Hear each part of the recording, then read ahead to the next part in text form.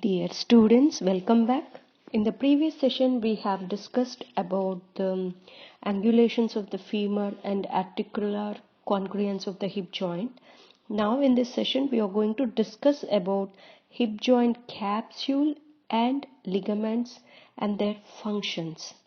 Okay, the articular capsule of the hip is strong. So here you can find this hip joint capsule, which is strong and dense. When you compare to the shoulder joint capsule is weak. So here the hip joint capsule is very strong and dense, and it plays a very important role in maintaining the stability of the joint. Okay, now we'll see the attachments of the hip joint capsule. The capsule is attached to the entire periphery of the acetabulum. So it is attached entire periphery of the acetabulum. It usually blends with acetabular labrum, and although it also extends beyond the acetabulum superiorly it extends beyond the acetabulum.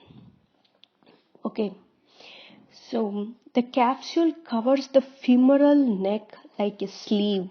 So here it also covers the neck of the femur.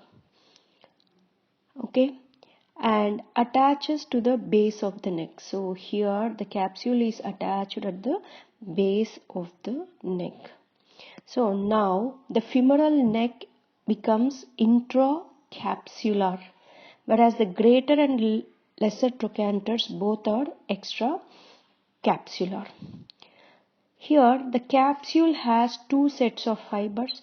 One is the longitudinal fibers and another one is the circular fibers. And the longitudinal fibers are the superficial fibers and circular fibers are the deep fibers.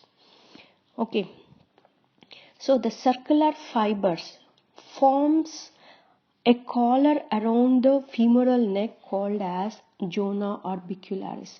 If you can see the attachments of the capsule near the base of the neck, here you can find like a collar called as zona orbicularis. So this collar is formed by the circular fibers of the joint capsule, and this circular capsule itself is thickened anterior and superiorly.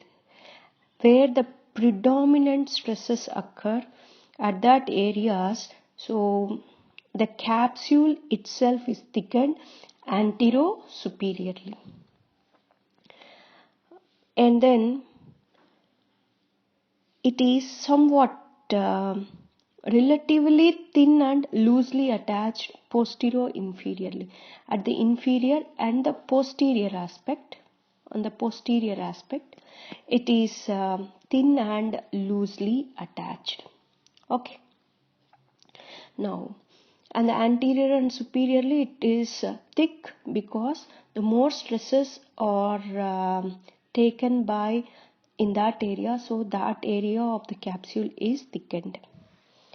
Okay, the capsule permits little or no joint distraction even under strong traction forces also. Okay, so the capsule permits very little or no joint distraction. That means, so joint distraction is like this. So it does not permit joint distraction even under strong forces also. Strong attraction forces. The synovial membrane lines inside the capsule. So the capsule is also surrounded by the synovial membrane inside. The anterior portion of the capsule is reinforced by, this is about the capsule, and this capsule is reinforced by the two strong capsular ligament on the anterior aspect, and whereas in the posterior aspect it is reinforced by one ligament. Now we will see the ligaments. Yes, here this is the anterior side of the hip joint, and behind this you'll have the capsule. Now we have seen the capsule. Over this capsule anteriorly, it is reinforced, that means strengthened by two ligaments. One is the iliofemoral ligament and pubofemoral ligament, and posteriorly by the ischiofemoral ligament. Okay, so these ligaments are named because of its attachments. Okay, so yes, the iliofemoral ligament. So this is iliofemoral ligament.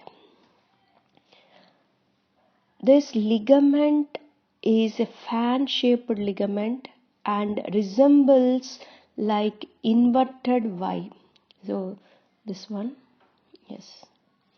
So it appears as inverted Y. Okay. So it often referred to as Y ligament of Bigelow. So iliofemoral ligament is also called as Y ligament of Bigelow. The apex of the ligament is attached to the anterior inferior iliac spine. So this is the anterior inferior iliac spine. Okay, so the ligament is attached to the anterior inferior iliac spine. Okay, so in this pic you can see that clearly. So this is the iliofemoral ligament. So it is somewhat inverted Y shape. So here is the apex of the iliofemoral ligament. So this is the anterior superior iliac spine, and this one is anterior inferior iliac spine.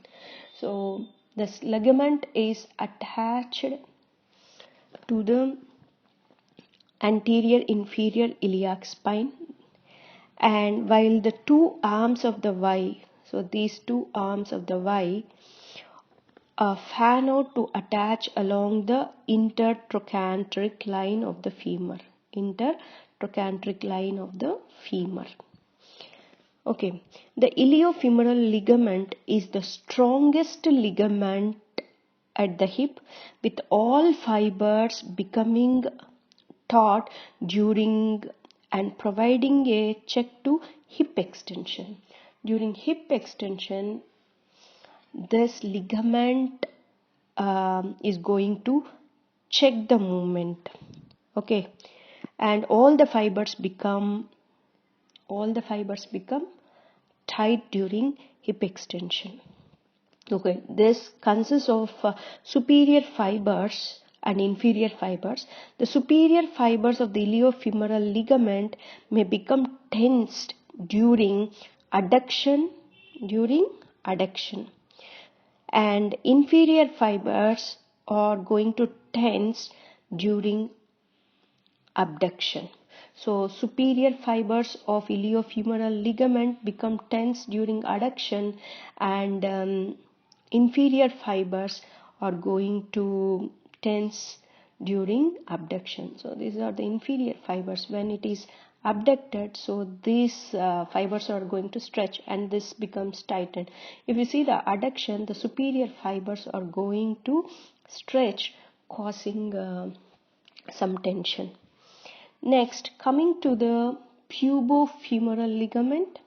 So the pubofemoral ligament is also located anteriorly, which is arising from the anterior aspect of the pubic ramus. So it is arised from the pubic ramus, anterior aspect of the pubic ramus, and passing to the anterior surface of the intertrochanteric fossa. So here you'll find the fossa in between these trochanters.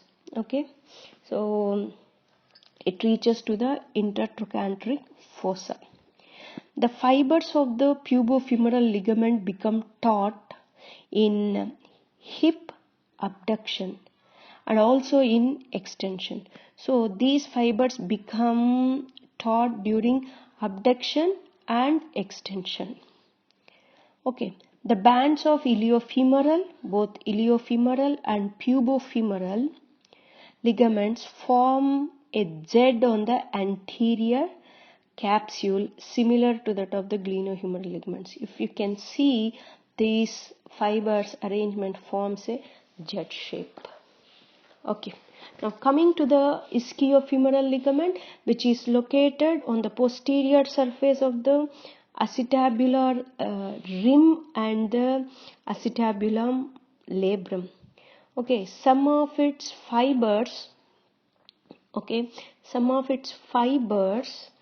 spiral around the femoral neck. So the fibers are spirally arranged, spiral around the femoral neck and blend with the fibers of zona orbicularis. So all these spiral fibers are going to blend with zona orbicularis. So other fibers are arranged horizontally and attached to the inner surface of the greater trochanter. So the spiral fibers are going to attach with the zona orbicularis, whereas the horizontal fibers are going to attach at the inner surface of the greater trochanter. Okay, the spiral fibers tightens during extension. These spiral fibers are going to tighten during extension. Just imagine that once this is the posterior aspect, that means extension will take place in this way. So what happens? So during the movement of this femur, the spiral fibers which are placed on the in the spiral form, and these will going to attach with zona orbicularis, are going to stretch, though it may be present posteriorly. This spiral fibers are going to be in tension during the hip extension. Okay, but loosen. So these fibers are going to loosen and unwind during hip flexion. So during hip flexion, what will happen? So the femur will move anteriorly, so the fibers becomes loosened there. Okay, so this is about the major ligaments. So all of the capsular ligaments of the hip are coiled or twisted as they pass from the pelvis to femur. From pelvis to femur, all these fibers are somewhat twisted or coiled as they pass from pelvis to femur when it is in neutral position. During hip extension or hip hyperextension in upright posture, which causes further coils and tightens these ligaments, and also making the hip in closed back position of the joint and a position of stability. Okay, so all these ligaments mainly helps in the stability of the joint during extension. Okay, the next one is the articular surfaces of the joint are not in optimal contact. The hip joint is one of the few joints where the position of optimal articular contact is seen, that is combined flexion, abduction and lateral rotation is the loose packed rather than the closed pack. So since flexion and lateral rotation tend to uncoil the ligaments and make them slack. Okay, next we will move on to another ligament that is called as ligamentum teres. Yes, so already we know that the ligamentum teres, which is attached to the fovea. Okay, fovea, which is a pit like structure present on the medial side of the head of the femur. So the ligament of the head of the femur is also called as ligamentum teres, which is triangularly shaped band. Its base is on both sides of the acetabular notch. Here some of the ligaments and capsules are removed, and you can find the ligament So normally this ligament is present like this. So to the fovea it is attached, and the remaining two divisions are attached to the acetabular notch. Okay, and blends with the transverse acetabular ligament, and at its apex it is attached to the fovea of the femur. The ligament reaches the head of the femur by traveling under the transverse acetabular ligament and through the acetabular notch. That means this ligament is extracapsular only, here we can say, and through the within the joint capsule, the ligament is encased in a flattened sleeve of synovial membrane. Okay, so the ligament of the head does not appear to play a major role in the hip stability. So the ligamentum teres does not take part in the hip stability, but it may be under tension in combined adduction and semiflexion.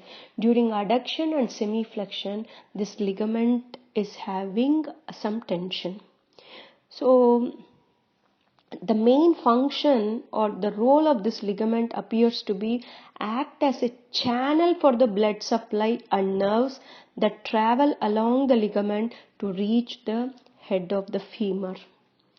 Okay, mainly the blood supply to the head of the femur is by the blood vessels which are derived from the obturator artery that travel to the fovea of the femur with the ligament of the head.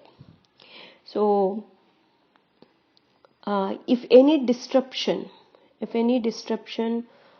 of the blood supply through the ligament of the head may lead to avascular necrosis of the head of the femur. Okay, so this is all about the hip joint capsule and the ligaments of the capsule and their functions. In the next session we are going to see the weight bearing structure of the hip joint. Thank you.